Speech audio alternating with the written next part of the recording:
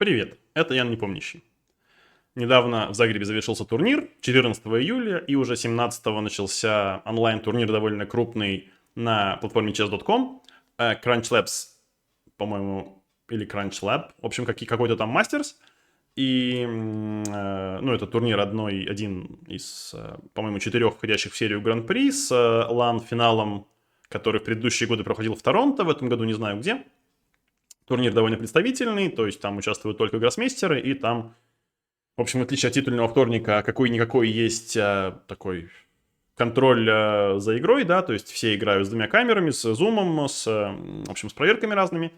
Вот, так что турнир довольно интересный. Первый этап проходил в феврале, там я начинал уже сразу в плей-оффе, да, по крайней мере, в первом предварительном раунде, и играл если ничего не путаю, да, обыграл, по-моему, Рауфа Мамедова, потом играл с Жоспемом, не сумел с ним совладать.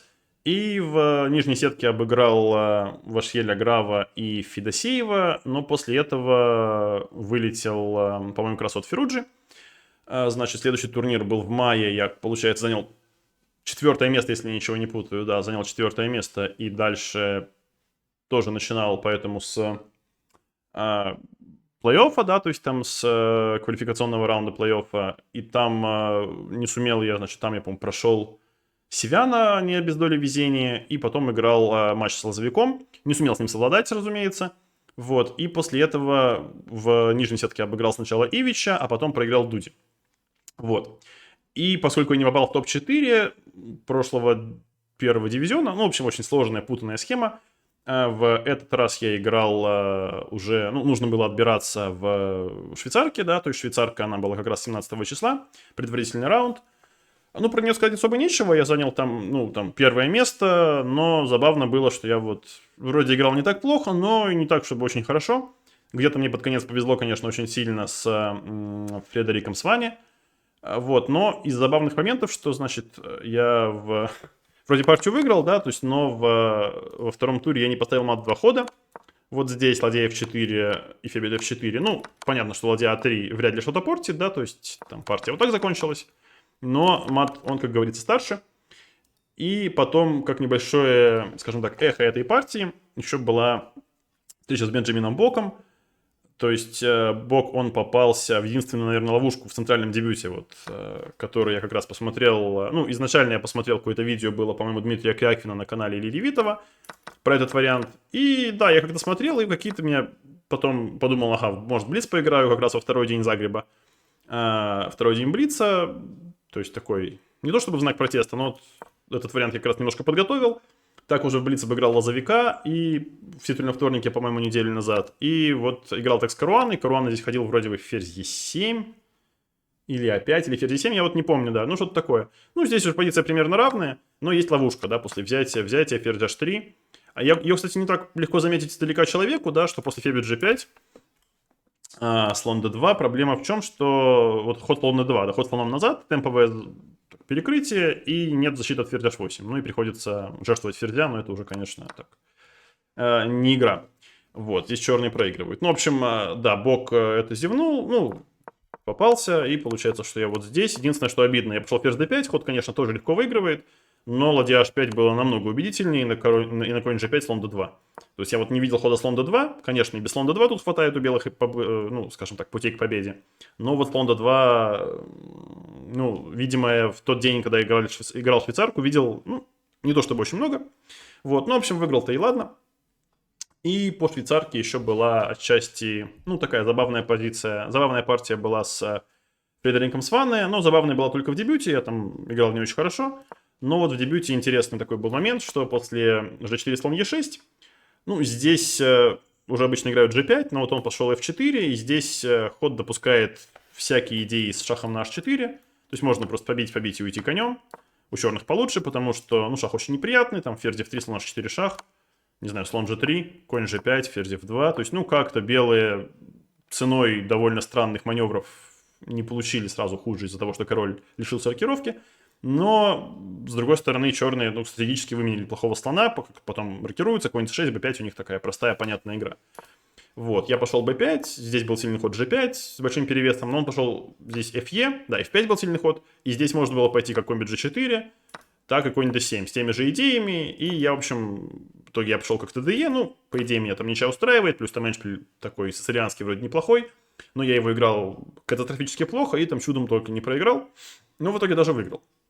Вот, в общем, в итоге я занял первое место каким-то образом в швейцарке в отборочной, и после этого попал, значит, сразу напрямую во второй отборочный круг, да, то есть там первый играется матч из 2 партий, второй это отборочный круг, это уже матч из 4 партий. Вот, там как раз Жюль Муссар, он обыграл сенсационно довольный Хикару Накамуру, и я вот все думал, кого мне выбрать, значит, но я как-то не мог никак решить, там, ну, мне казалось, что Крамник-Антипов еще был такой матч, что, наверное, и с Антиповым, ну, по идее, пользуясь тем, что, право выбора у меня, как победителя швейцарки, я выбираю первым. Вот, ну, я, в общем, решил, что там, пока у них еще идет Армагеддон, я лучше подготовлюсь к Жулю. Вот, и Жуль как-то без больших приключений матч складывался, повел 2-0, потом проиграл ужасным зевком партию третью, и в четвертой пришлось как-то, не знаю, там отстояться. Вот. И попал я таким образом в плей-офф, и был вознагражден жеребьевкой матчем с Магнусом, но матч с Магнусом он, так мягко говоря, не задался. Может быть, мне как бы наука, что не нужно в день, когда есть какие-то там, не знаю, там важные турниры, ну, не знаю, там важная, как бы, скажем так, партия даже онлайн, не нужно, скажем так, большую, там, долгую тренировку в зале проводить.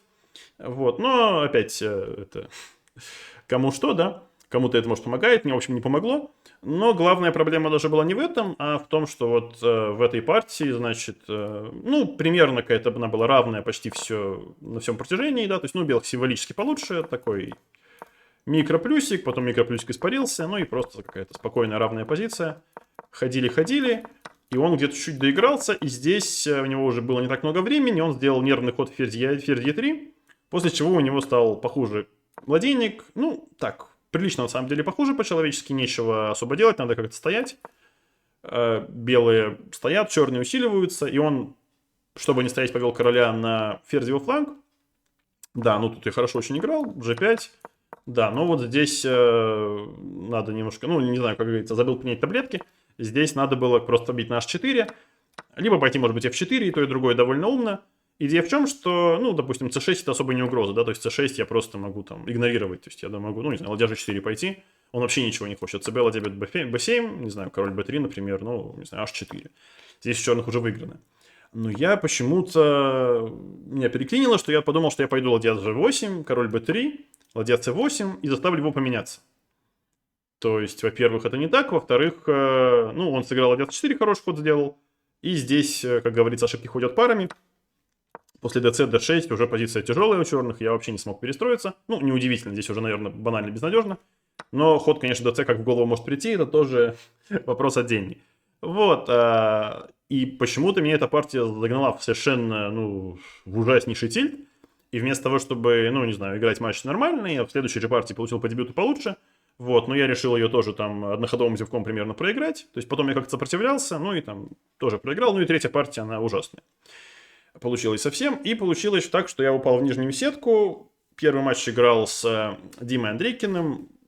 Так еще вышло, что у нас вот где живем отключили электричество как-то на полдня, и я решил не рисковать, и в принципе был прав, что могут вовремя не починить. Поехал играть в Москву в компьютерный клуб. Так, это как в старые добрые времена, что называется. Только не в доту, как бы, да, не в какие-то другие игры, не на турнир, а вот в шахматы, да, то есть неожиданно. И здесь первая партия, она, наверное, решила судьбу матча. То есть Дима сыграл тот же вариант, который со мной играл Феруджа на кандидатском в Торонто. Здесь конь d7 как бы усиление, e4, слон g6. Да, ферзь e2. И здесь довольно быстро он получил белыми чуть-чуть похуже. Ну, не сильно, но так, у белых там видно, что за привес они уже не борются. Да, слон f6. Ну, наверное, был d4 чуть принципиальнее. В общем, я как-то сыграл слон f6. Все-таки черными более-менее логично все поменять. Тем более, что видно, что без риска.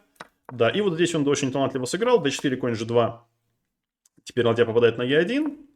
Да, ферзь d8, ладья e1 взяли. И, наверное, нужно было спокойно пойти как-нибудь, там, может быть, слон h5, может быть... Ну, в общем, проявить аккуратность. Где-то, может быть, ферзей надо было менять здесь вместо ферзь d8.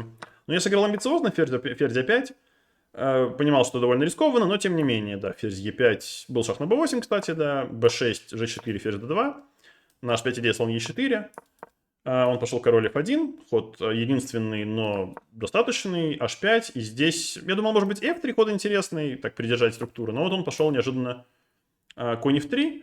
Я считал, что ход не проходит, и очень быстро ответил ферзь d1, потому что как бы это были какие-то расчеты, но расчеты совершенно идиотские, прямо скажем. Вот, проблема в чем, что после ферзь d1 я почему-то считал, что после шаха, король h6, еще шах, я просто хожу конь h7, шахи кончились, я забираю фигуру. Вот, но я не догадался переставить ходы местами, и оказалось, что после слон bg4 позиция просто тяжелейшая. То есть в известной степени можно уже сдаваться. Ну, я как-то пошел ферзь bc2, и мне здесь очень повезло, что вместо того, чтобы пойти на прямой вариант, ферзь b8, король h7, конь g5, король h6, ферзь h8. То есть здесь, кстати, выглядит, как будто атака заходит в тупик. Можно понять, может быть, почему Дима отказался, но после взятия сильный ход слон f5. И на g6, ферзь f8, король h7, ну, ферзь f7, король h5, ферзь f7. Вот. Еще сильнее слон g4 компьютер считает, и ферзь f8 нет защиты. В общем, король тут упаковался. Поэтому надо ходить какой-то суперход слон e4 шах делать, df и bt4, допустим, слон f3, ферзь h7, король h7, ну, король g3, понятно, что здесь слон постарше. Да, и вместо всего этого Дима неожиданно пошел... да, здесь, значит, был ход правильный ферзь c2, к ничьей, наверное, вел, или слон d3, то и другое сложная ничья. Вот, но после ферзь d1, взятие ферзь c2, он решил как-то схитрить и пошел конь g5. И я здесь сначала, ну, я просто забыл, что у меня была идея ферзь f2, которую я, конечно, видел, я что-то задумался, думал король h8, конь h7, неожиданно какие-то есть ходы, какой-то выбор. А потом смотрю, так минуточку, а можно же на f2 побить. Вот, ну и, собственно, все, да, ферзь f2 и сразу конец. Там шах, и Дима сдался. Во второй партии, ну, наверное, без больших приключений я просто белыми отсушил ничью. В общем, прошел дальше. Играл в следующем круге с Дудой. Дуде, ну, дико не повезло с Феруджей, там, ну, какой-то там трагическая вторая партия, и он упал в нижнюю сетку. Хотя играл довольно неплохо. В первом туре, в первой партии он меня как-то поддавливал. Ну, сказать прям особо нечего. Единственное, что мне повезло, что он сыграл со мной этот вариант. Поскольку потом со мной его же сыграл Карлсон, я уже как-то успел подготовиться к партии и там продемонстрировать несложное уравнение. Вот, как раз в Армагеддоне, забегая вперед. А здесь я сыграл неудачно и получил просто похуже. Ну, не сильно, но позиция такая чуть неприятная. Ходили. Здесь был хитрый ход конь g4, после которого нужно форсированно белым уравнивать. Там взяли шах, только ладья d1. Да, слон бьет b3, ладья бьет c1, ef, слон a2, fg. В общем, какой-то форсаж, который приводит к ничей. Вот, ну я просто пошел ферзь d7, как-то фигуры поставил по центру. Ну, тоже нормально, позиция плюс-минус равная. Да, ладья c2. Ну, можно было побить, пойти конь e4, я пошел так. Он поменялся, отдал двух слонов. И вот здесь, наверное, конь e4 был неплохой ход. На конь бьет d5 отойти ферзем, например, на e8. Ну, и с хорошей компенсацией активной за эту пешку. Вот, а можно было пойти слон e6. Я пошел слон b4, тоже, в общем, ход на уравнение все меняет, но не самый четкий. И здесь после всех разменов, да, то есть, наверное, белые могли бы ставить какие-то проблемы другого рода, но, наверное, так или иначе с перестановкой ходов возникала похожая позиция. Да, так. И здесь, ну, объективно ближе к ничьей, но у белых активная ладья, да, и вот как-то вот конь еще пока пострашнее, чем мой слон. Да, я, значит, здесь отказался от хода b5 принципиального из-за конь d6, b4, конь f7, и на ладья d2, конь бьет h6. Вот это меня смущало. Жh, ладья бьет b4. Мне кажется, по характеру борьбы довольно неприятно. Ну, три связанные проходные, то есть так-то понятно, что ничья, но белые играют, конечно, черные ждут. Вот, поэтому сыграл слон e5. Как-то мы ходили. Ну, конь бьет e5 равный ладейник, скорее всего, там почти равный, да. Да, тут слон убежал. Был, наверное, ход g6, но мало от него, конечно. Ну, король e8 можно было пойти, да, конь e6, здесь пойти, например, g6. Культурно. Вот, ну, конь прыгает, очень неприятно играть в цветноте, разумеется. В общем, я пошел f5, удлинил диагональ слону. Ладья d7 ход очень неприятный, прорезали слона, и теперь неясно, куда ходить, да, то есть на слон f6, как-то конь e6, и на король g8, ну, h5 он как-то фиксирует, ну, и продолжает меня мучить.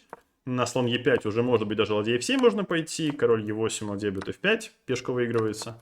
Я поэтому пошел в активность, слон e1, шах ушел, это все правильно я сделал. Да, и вот здесь нужно было сделать один точный ход до ничьей, пойти слон d2. Вот, но не удалось, и после ладья бьет h6, да, ну, король g8, получается, примерно равная позиция. Вот, но я, к сожалению, пошел так, ладья f3, ну, логично, вроде бы напал на эту пешку, но здесь конь d4, очень сильный ход, я его зевнул, и здесь почти безнадежно у черных, в общем, я как-то чудом удержался, наверное, не без помощи соперника, да, значит, ходили, ладья b7, b3, и здесь, ну, наверное, h6 постепенно он бы выиграл, а может быть и быстро бы выиграл. Да, потом как-то конь c3 шах. Не знаю, ну, позиция, скорее всего, не держится. Вот, но повезло, что он пошел так. Ход, конечно, логичный, но вот после слон d2 я с темпом перехватываю, да, что называется, инициативу. Теперь, если король g4 пойти, то я вообще пойду так и так. Король, не знаю, f3, ладья b4. У меня, может быть, уже, не знаю, может, уже перевес, может, даже выигранное, мало ли что. Он побежал вперед по этому королем, король f6, шах, b2, и получилась ничья. Да, с такой пешкой уже черные, конечно, не пропадут. Ну и на победу играть крайне затруднительно. Да. Походили, да, и все поменяли. Вот. Во второй партии он сыграл вариант, который он в Немцовиче играл довольно часто. Я тут как бы попал, что называется, дети хлопали в ладоши, папа в козыри попал. Попал немножко в подготовку. Ну, вариант очень крепкий за черных, но немножко пассивный. Белых два слона, и здесь вот можно как-то держаться. Конь e7 правильный ход, слон f4. Слон идет на e5. И, ну, за счет двух слонов как-то у белых микроплюсик. Так. Да, тут вроде точнее начинать с хода конь g6. Он пошел так, я мог бить на f6, там тоже у белых поприятнее. В общем, я перешел в то, что я как бы видел. Да, взяли f3. И здесь, ну, конечно, позиция ближе к равной, но вот структура у черных чуть компрометирована, пешка на e6 слабая. Ну, у белых очень простая игра, там все по центру стоит, и можно очень долго ходить туда-сюда. То есть мне казалось, что это довольно удачный выход по дебюту. Я вот был итогами дебюта доволен. Что-то поставил все по центру. g5, h3. Ну, конь f4 было, наверное, более логично. Он пошел b6. Тут я как-то вертикаль ослабилась, я повел ладью сюда. И здесь неожиданно очень тяжелая позиция у черных. То есть еще сильнее было ладья c7, у черных почти цукцванг. То есть проблема в том, что на взятие ладья d7, ферзь b5 можно просто сдаться. Все теряется, надо ходить ладья e7, ну и тут, конечно, конец. Потом на 7 еще забрали. Вот, ну это я не оценил, что прям у меня настолько хорошо. Пошел король h2, просто, ну, спокойно так поднимаюсь. Да, вот какой-то произвел он размен. Я думал, может быть, слон e4 хочет пойти. Ну, тут и ферзь b6 выигрывает, ладья c7 выигрывает. Он пошел слон бьет f3, ферзь b6, слон d5. Ну, наверное, ладья c7 было чуть поумнее, или ферзь a6, может быть, вернуть ферзя. Ну, две связанные проходные, мне, по идее, нужно просто все разменять и не получить мат. Я с этим до какого-то момента справлялся довольно успешно. Да, но вот здесь я не угадал, нужно было двигать пешку А, чтобы не создавать себе отсталую пешку именно по линии А. То есть на пешку А тяжело напасть, на ладья А8 будет хода 5 везде, как минимум. А после b4 у него удобная контр-игра, ладья идет на a8 и потом нападает на a3, и где-то это хорошо синхронизируется с ходом g3. Вот, то есть я вроде так считал, что у меня все хорошо здесь. Да, здесь еще был важный момент пойти а4 именно, а не b5. Но это уже я не догадался. Пошел, значит, b5, h5. Ладья g7 вроде эндшпиль у черных не хуже. Может быть, даже лучше. Король f6. Ну, три пешки. Если бы я успел пойти король f4, g4 у меня было бы выиграно, а так я не успеваю. Вот. Поэтому выиграть я здесь не рискую после короля f6. Ну, наверное, проиграть тоже особо не рискую, хотя кто знает. Да, я пошел по этому слону g3. И вот здесь ладья a8 давала ничью. И после там, ну, в общем, если коротко, нужно просто трубить отбой. То есть, допустим, b6, ладья бьет a3, ладья f2, ладья b3, там, не знаю, король h2, ферзь e4. То есть пешка поле b7, оно контролируется трижды. И в ферзи я в этой партии пешку b не проведу. Вот. Ну, наверное, проиграть тоже не должен, была бы ничья. Вот, но он начал хода ферзь e4, и я успел как-то перегруппироваться, и где-то разменял ферзей, и пользуясь тем, что у него прям был жесткий цейтнот, как-то я сумел нажить, в конце концов, в этой позиции. Да, тут он пошел ладья b2 и зевнул слон b4 важную идею, и теперь тяжело черным бороться. Постоянная идея ладья e5, ладья бьет d5, пешка b бежит в ферзи. Наверное, как-то можно сопротивляться, но не на секундах. Да, g5, так, ладья c8, ну еще ладья бьет d5, слон d6, в общем. Белые выиграли. И так я, получается, попал в полуфинал лузеров.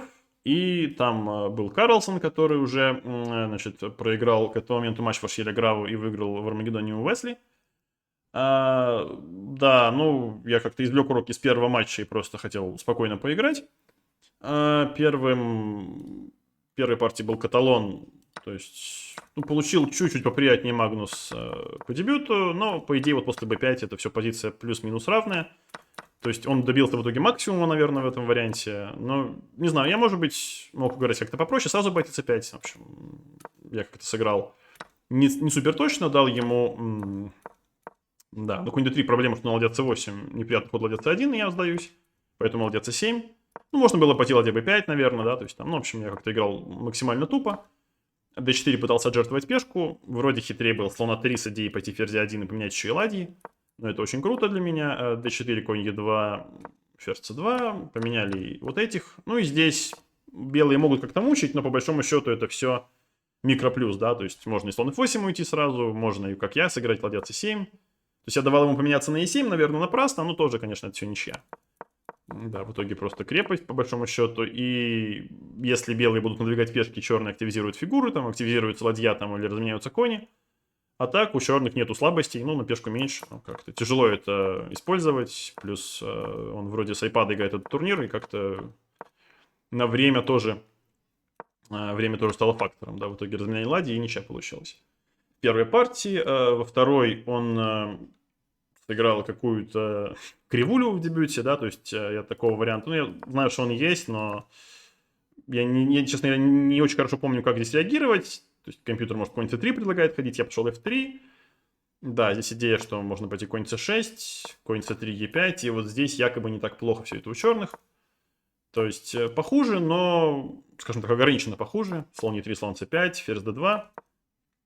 Вот, ну и как-то здесь... Я думал, что у меня прям перевес был, на самом деле ничего особенного, наверное, не было. Ну, микроплюсик, да, то есть ферзь b8. Может быть, слон b5 было более умно такой характер борьбы сохранять. Может быть, был хитрый ход конь d1 с идеей на e3 бить конем, вот этим.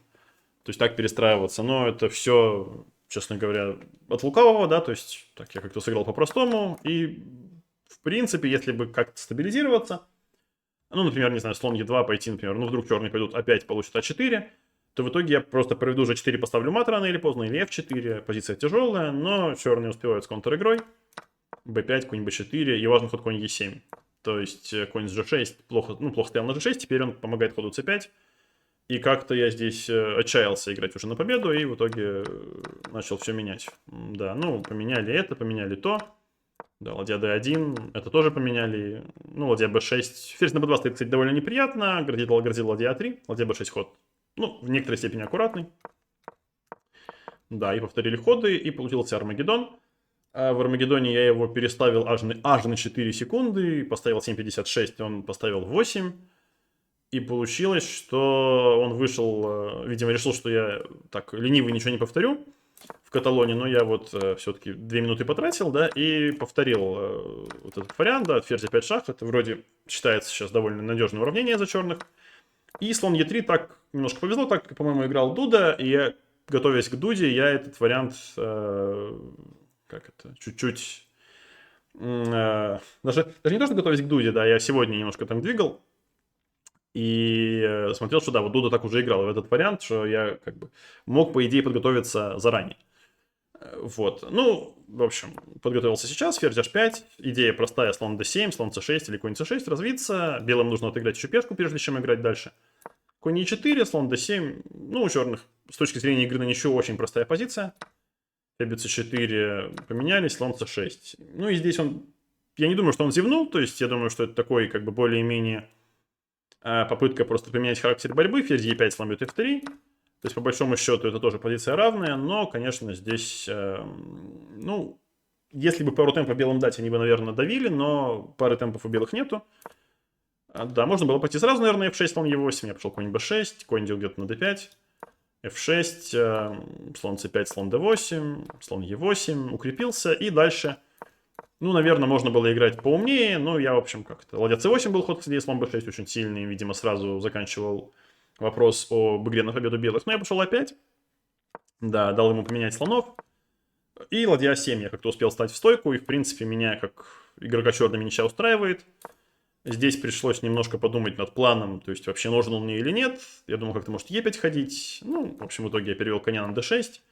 Здесь был ход f5 везде. Как бы, да, немножко создать форпост для коня, простор для слона. Но, в общем, я как-то решил просто стоять и отстоялся.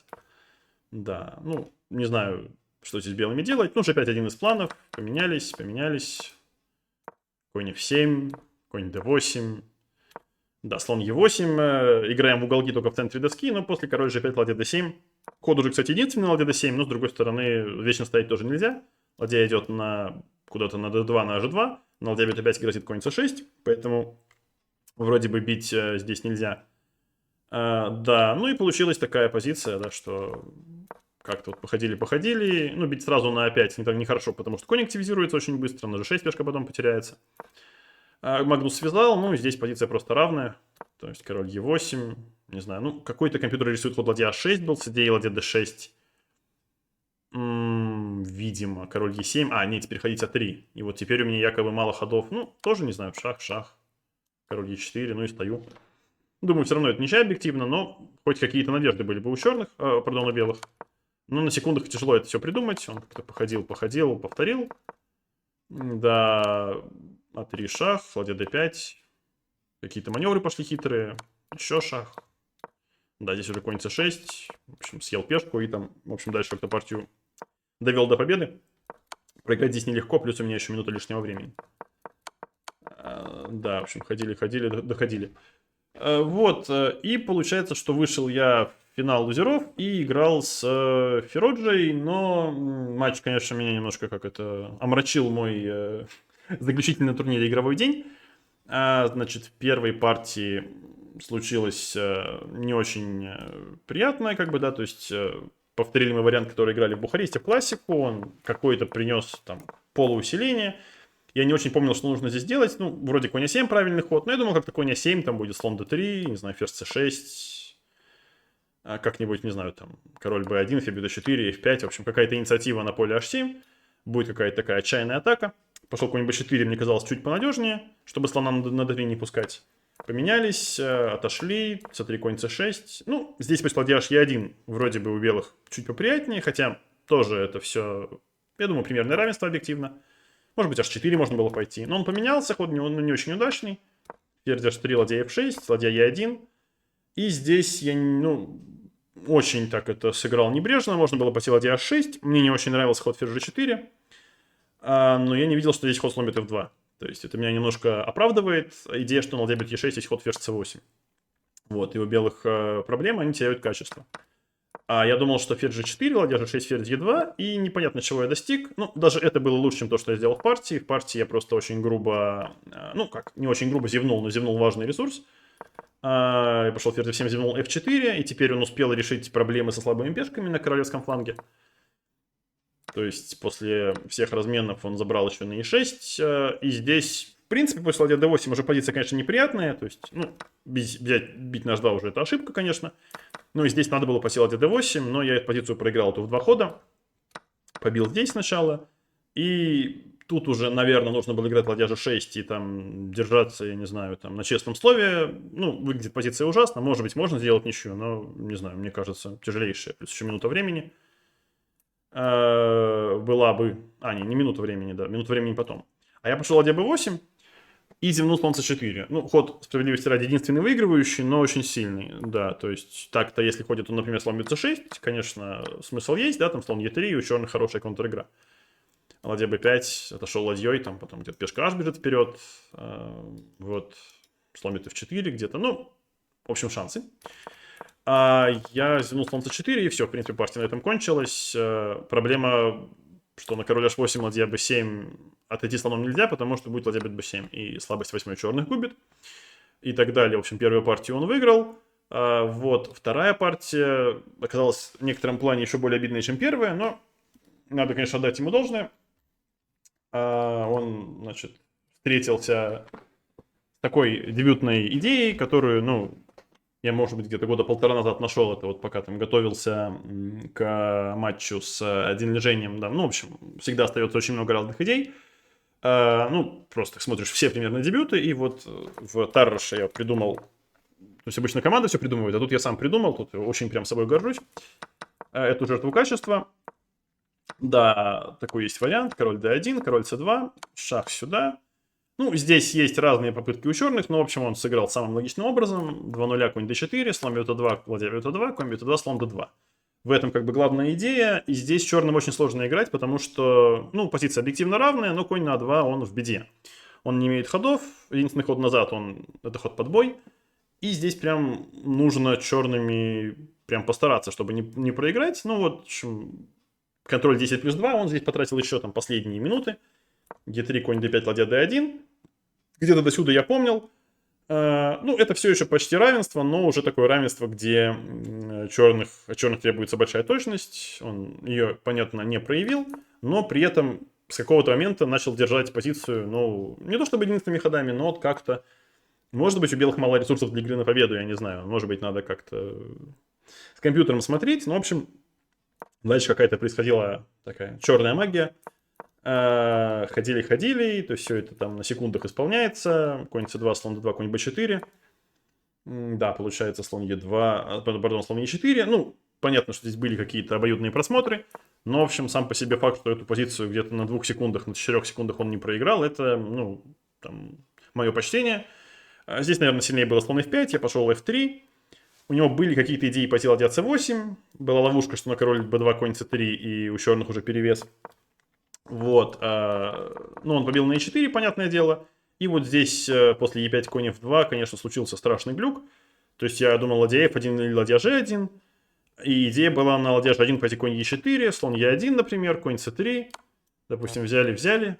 Король c2, конь d5. Король d3. Да, и в чем идея, что в этой позиции как бы у меня висит на e3. Поэтому я подумал, ага, лучше я на e3 заранее защищу, пойду ладья e1. И здесь оказалось, что слон на e1 как бы не уходит, потому что занято. И у меня уже вообще не лучше. Ну, так или иначе, я как-то продолжил борьбу. Получил ходов через 5, снова почти выиграно. Ну, не через 5, конечно, там через 15, но неважно. Да, как-то мы ходили, он как-то конями прыгал, уже понятно, что белые потеряли контроль. Король g3, ладья e7. Ход так себе. Теперь у черных, ну, почти ничья, как бы, да, но почти не считается. На самом деле здесь, да, конь c4 компьютер рисует, мое почтение. Ладно, конь c4 дисквал. Конь f7, король f4. Как-то он прижался. И вот здесь, на самом деле, очень неприятный эшпиль. Король f8, ладья d7, король e8. То есть, ну, конечно, да, объективно ничья, но играть не так легко. Ладья b7 немножко, конечно, подставился под конь d8. Ход не очень удачный, но так или иначе h5 побежали вперед. Ладья g4, король f5. Конь h6. То есть надо было что-то ему делать. Он начал шаховать. Шахи все эти не очень хорошие. Да, король e6, шах сюда-сюда. И поставил ловушку, которую я попался. Ну, справедливости ради, да, то есть e6 ход, видимо, близко к выигранному у белых. После него конь e7, король d6, конь c8, король e5. Да, ну и здесь как бы понятно, анализировать нет большого смысла, потому что это все на секундах. Такой уже бриц.